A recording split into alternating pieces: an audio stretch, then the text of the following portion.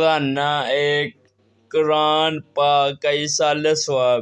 ایک بزرگ ارشاد فرماتے ہیں کہ کسی شخص نے خواب میں دیکھا کہ قبرستان کے تمام مردے اپنی قبروں سے باہر نکل کر جلدی جلدی زمین پر سے کوئی چیز سمیٹ رہے ہیں، لیکن مردوں میں سے ایک شخص فارغ بیٹھا ہوا ہے، وہ کچھ نہیں چنتا۔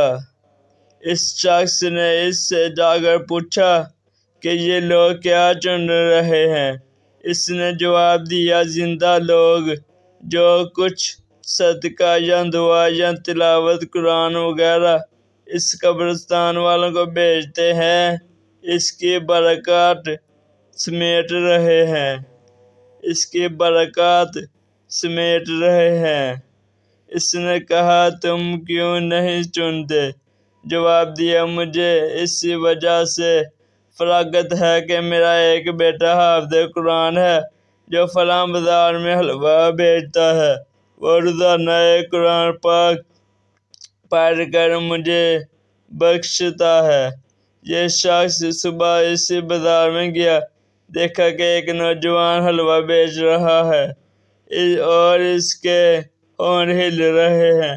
اس نے نوجوان سے پوچھا، تم کیا پڑھ رہے ہو؟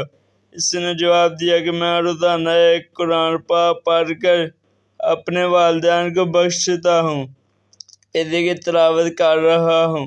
کچھ عرصے بعد اس نے خواب میں دوبارہ اسی قبرستان کے مردوں کو کچھ چنتے ہوئے دیکھا۔ اس مرتبہ وہ شخص بھی چننے میں مصروف تھا کہ جس کا بیٹا اسے قرآن پاک پڑھ کر بخشا کرتا تھا۔ اس کو دیکھ کر اسے بہت تعجب ہوا، اتنے میں اس کی آنکھ کھل گئی۔ صبح اٹھ کر اسی بازار میں گیا اور تحقیق کی تو معلوم ہوا کہ حلوہ بیچنے والا نوجوان کا بھی انتقال ہو چکا ہے۔